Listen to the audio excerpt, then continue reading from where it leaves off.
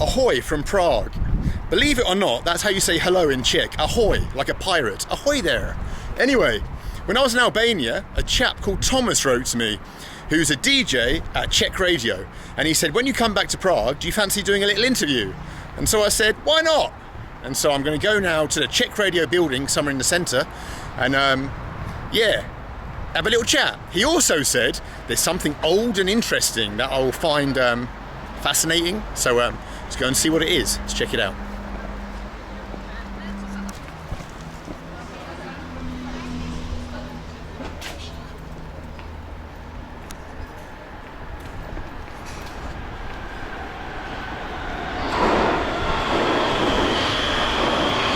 Perfect timing.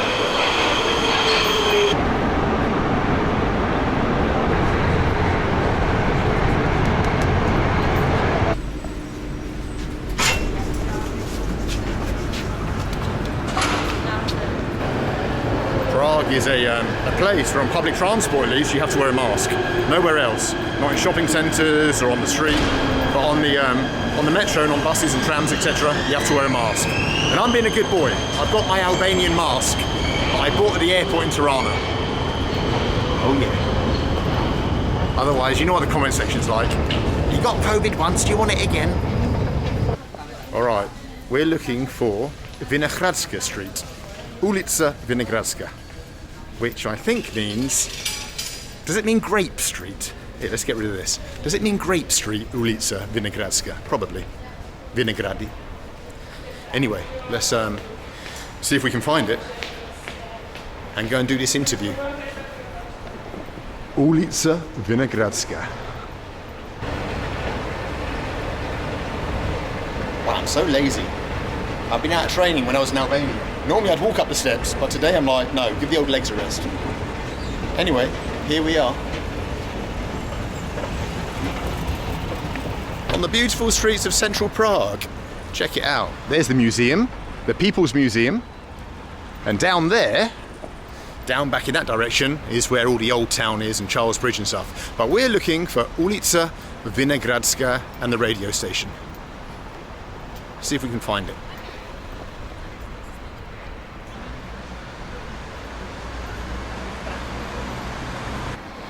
Well, I am, of course, being an Englishman, far too early. I don't want to be late, which means I've got here half an hour early. But here's the building.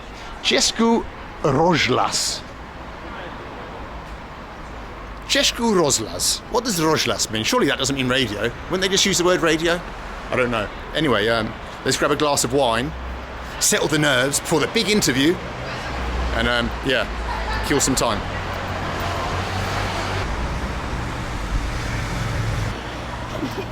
I was like, there's no way. Wow, I don't know who he thinks I am, but he seems to think that he knows me. From his way. Well, now, yeah, you're my inspiration to go to where? Well, Belarus, Russia. Yeah, really? Oh, that's so nice. Well, hope you have a nice time when you go. You make it look fun, so I was like... It's a good place. I mean, don't go at the moment. Despite outwards appearances, and however much I try and fake it in my videos, I'm actually quite introverted. And so the idea of doing an interview just like sets me on edge. I mean, having to talk about myself is just the most awful thing in the world. So yeah, I'm having a glass of wine just to calm the nerves. I'm sure Thomas is lovely. But what if he asks me questions like that I don't know the answer to? You know, some deep philosophical questions. Hopefully he realises from my videos just how shallow I am and that it's all about Soviet sings for me. We shall see. Český rozhlas. Let's go in. Český rozhlas.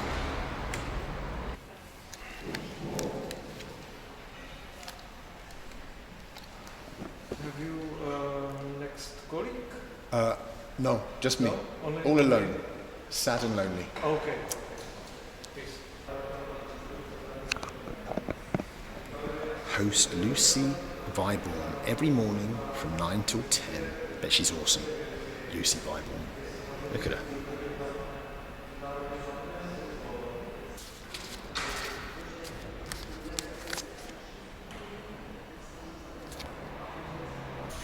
Tom, the person who's invited me here to do an interview, I don't know if you mind being on film or not. Well, I don't mind, but Okay. You know, it's up to you. Well, this is Tom, anyway, who's invited me here to Czech Radio.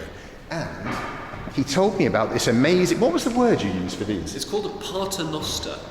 A paternoster, which is a word I didn't know, which is basically a lift that constantly revolves around. You can try it out by going and you end up here again. Oh my God, but you would think in like the days of health and safety and things like this, Yes. that would kind of be like outlawed, but obviously not. Oh, I hope that today we get to have a go in. Yeah, this is actually the oldest paternoster in the country. Wow. And it's sort of one of the big attractions of Czech radio.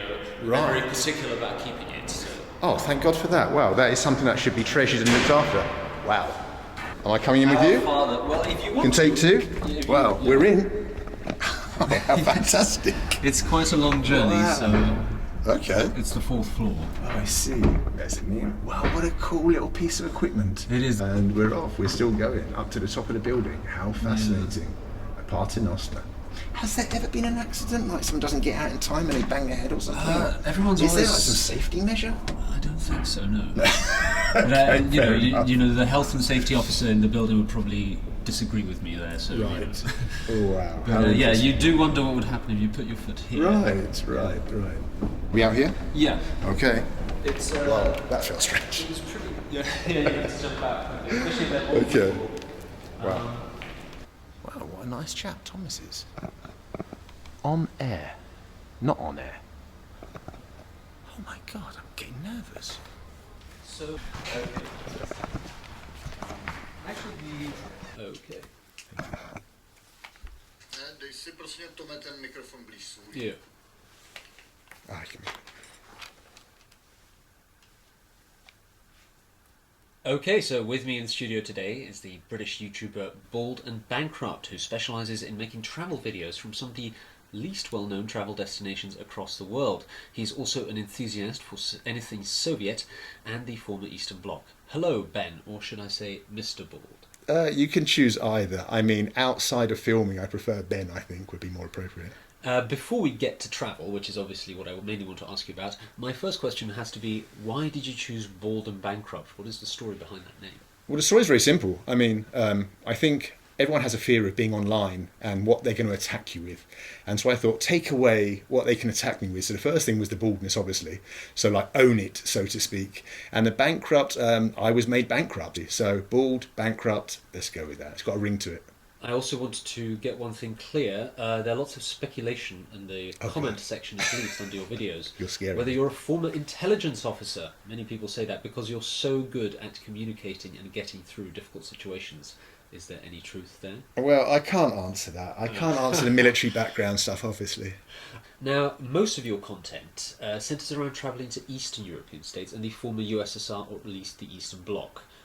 You've obviously made videos about India, Mauritania, Cuba, etc. But mainly I find that about these countries.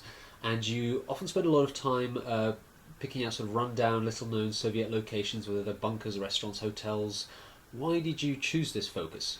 Well, the Soviet Union, because I became fascinated with the Soviet Union when I was roughly 15 years old. The wall was coming down, perestroika, all that kind of stuff. And it was always my dream to travel across the former Soviet Union. But I never had that opportunity. And so when this YouTube came along and I thought there was a way to do it, I decided, well, that's what I really want to do with my life. So maybe I can take people along with me, because the other part of it, of that, the answer to that question, is I believe that the people of Eastern Europe have been kind of, how would you put it? I think they've been the victims of some negative propaganda, not just their governments, but also their people. And I knew from being married to a Belarusian woman, having Belarusian in-laws, that that wasn't the whole story. That, okay, you have to separate the governments from the people. And so I wanted to shine a light really on those areas and show people what the people were like. Could you sort of enlighten me on what you exactly mean with that propaganda? Like, yeah, how, well, okay, yeah. So, I mean, well, let's take Russians, for example. You know, in the newspapers, Russians are portrayed as kind of aggressive, drunks, alcoholics. You know, don't go to Russia. You get your head kicked in, you know, if you're even slightly effeminate or something like that. So, and I know that's not true. That's not the case at all. I know that Russians are extremely warm, extremely outgoing, hospitable people. And so I wanted to kind of readdress that balance, you know, in my minuscule way. You're sort of saying, you know, that many of these people are very hospitable, etc. But you have also travelled to some very dangerous countries, at least officially. At least, you know, many of your fans, I myself, who sometimes watch your videos, are very seriously considered about your safety when we watch some of these Which videos. places in particular? Well, personally, Mauritania I found was quite scary. I was wondering, where were you most afraid? Which country? Okay, well, the place, I mean, it's such a simple answer. The place I was most afraid, I never filmed there, but was America.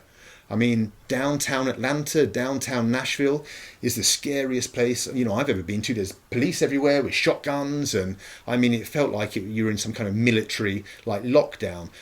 Everywhere else I've been, I've never felt in danger, whether that be Chechnya or Mauritania. I've never felt physically in danger. Now, there's a sort of thing, you're not just a travel YouTuber. You've sort of got a deeper side. It's quite informative, your content as well.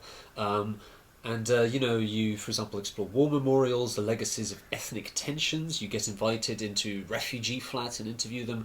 Is that something that comes naturally while you're recording, or are you consciously trying to educate people about lesser parts of that history? I mean, you mentioned, this stuff about Eastern Europe. I'm just genuinely fascinated by everything that happened under this grand experiment called the Soviet Union. And that means just the way people live, the simple things like that, what they eat, what they drink, but also the deeper topics like that, and especially with the breakdown of the Soviet Union, what happened to the people after that, so hence the refugees. And the Second World War, of course.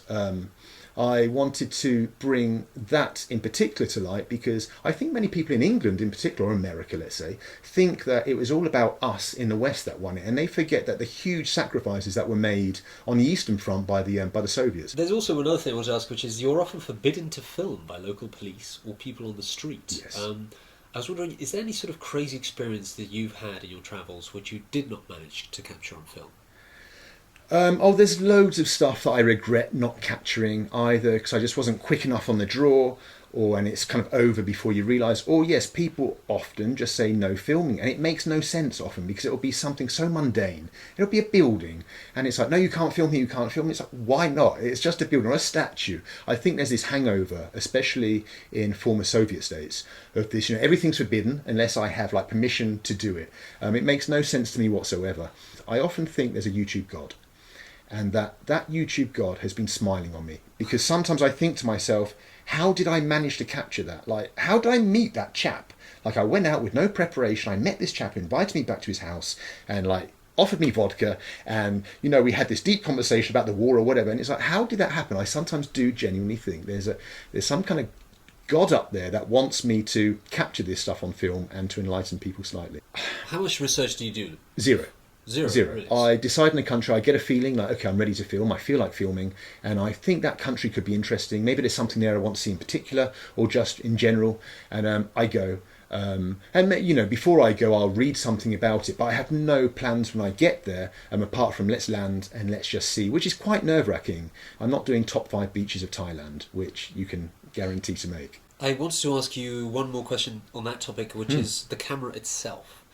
Does that help, or does it hinder you? I want to ask, because, living in the western part of the former Soviet Union, I sort of get a feeling that people are made quite uncomfortable by cameras. Do you have that experience? Or? Yes, all the time. I mean, that's the most nerve-wracking thing, is trying to talk to people. I mean, my channel is really not about me, it's about the people I meet. And I'm nervous, because it's strange for someone to come up to you suddenly with a camera, they've never met you before, and suddenly you're filming them and you're asking them questions. I'd be like, well, what are you doing? I'm surprised how often the people actually seem to be quite okay with it. There are certain techniques that you use and that you learn. So one, I don't know how you'd call it, but I always start off by saying, they'll notice the camera and I'll say, hi, I'm just filming your country, showing the world what nice people you have here. And then it kind of puts them in a situation, I feel, that they kind of got to be nice and respond. They don't want to be the one person who doesn't allow me to film. So there's kind of techniques that you pick up as you go along, just to, I don't know what the word is, maybe ingratiate yourself slightly to people. I wanted to move to the Czech Republic itself. Yeah. If you had to sort of characterise Czechs, where do they fit in all the people from the former Eastern Bloc that you've met? Yep. The Czech people for me are by far the politest people that you could possibly meet. And as an Englishman who values politeness so highly, it is a real pleasure being here. But I wouldn't say that they're the warmest people. I've been here many times and for long stints, and I don't really have any like good, like deep connections with a Czech person, unfortunately. I sometimes feel also like when I go to a bar and it's just Czech people outside of the tourist centre, of course. But I don't know, maybe it's just me, but I kind of had that feeling that I'm kind of like, I don't know, a little bit like, what's this guy doing here? Why is he in our bar? Why isn't he down by Charles Bridge or something? Do you plan to do any videos about the Czech Republic? I don't know, but I mean, about Prague, probably not. I spend a lot of time here. And the thing is, whenever you make a video, you always annoy somebody. And so when you want to spend a long time in a place, and I see Prague as home now, you don't really want to be like annoying the locals. It reminds me of an experience you had in Chechnya, actually, what you were just saying. Yes. But yes, I'll leave that. Okay. But, you know, you did say you want to settle in Prague or sort of stay here for a bit. Why Prague? I think that Prague is the most livable city. I don't think it's the world's greatest city, but it's the most livable city that I've been to. I mean, when I was young, I used to design cities. And I just think Prague ticks off everything pretty much you could want if you live here in terms of, you know, recreational activities, friendliness to the people, just everything, the layout, the transport, everything just works. It's clean, it's safe. I can't really think of any negatives about living in Prague. I haven't discovered them yet anyway. You did a sort of video where you were touring Belarus and reviewing their beers. Yes. Oh, wow. Imagine trying that in Czech Exactly. Republic. I was saying it's perhaps too cliche, but would you think of doing that? Well, yeah, there's a lot to choose from. Someone would have to recommend me, like, let's narrow it down to 5 or 6. Otherwise, yeah, I'd be here literally all my lifetime. You wrote, actually, recently that you were contacted, I will cite here, Okay. talking about Belarus. The government recently reached out to me to make a film or two that portrayed Belarus and its leadership in a certain light, but I won't betray the people who have been screwed over by the kleptocracy by doing that, end quote. You know, tell me about that. What happened? It's very cheap publicity for them, you know, and you can have millions of views in a video, so you can really like alter someone's opinion about a country, and you do get people reaching out to you. I've had it from other countries as well, and I just don't like the idea of kind of being guided in any way what to say, what to think, what to do on film. And yeah, Belarus did reach out to me. Someone from the government reached out and dangled the possibility of visiting some, I think it was the KGB museum and some other stuff if I would make some positive videos about Belarus. But as I say, I would never betray the Belarusian people like that because they've suffered so much. You know, the people in the villages especially, they're making $100 a month. They're living on subsistence wages, basically. Most people leave for Russia to find just, you know, to have a chance of something. And to then, like, to hang around with those people, to listen to their stories, to know what's happened under that dictatorship, to then make videos praising the government, I mean, no thank you. And weren't you worried, you know, I mean, I was surprised you took a hard stand here, but I know, you know, your connections obviously to Belarus and the fact that you make so many videos in Belarus. Let's not forget the videos where you explore the Chernobyl villages around there. Do you think you'll be able to come back anytime soon? I would be surprised if I was allowed back in, if I wasn't blacklisted. I've been to a protest here in Prague. They obviously have people watching those. I've been quite vociferous, at least on Instagram, about my beliefs. And so I think it's highly unlikely that I would be allowed back in. We're coming sort of to the close. Sure. You've just been to Albania. Yes. Tell us, will you reveal any of the countries you're planning to go to in the future? Albania was great, by the way, but my plan is to do the full 15 republics of the former Soviet Union. So I'm working my way around. So, I mean, this summer was supposed to, before COVID struck, was supposed to be the summer of Central Asia. Kazakhstan, Turkmenistan, Tajikistan, etc. So that is my next plan, but when that's going to happen, I don't know. So in the meantime, I'll probably just do some smaller countries in the Eastern Bloc, so to speak, that have opened up. But long term, yes, I need to tick off those republics. To finish off this interview, I will just ask you a pressing question of many of your YouTube fans. Okay. In India, yeah. Did you end up giving Mr. 100 rupees? The big question. Wow, the secret. The answer to that is I can reveal. No, I gave him nothing. No, because he's an able-bodied man walking around who can get a job. There's people I'm willing to help out and like to help out, but not a dude that just follows you constantly for hours. So no, Mr. 100 rupees, he's still, he's probably still out. I don't know if he's behind me or I was something. going to say, I'm surprised you managed to shake him off after that. Yeah, it took a while. Okay, cool. I think that's everything we need. Thank you very much for coming. Not at all. Thank you for the invitation. Enjoyed it. Thanks. So if you just stay here, I'll Yep. take you guys.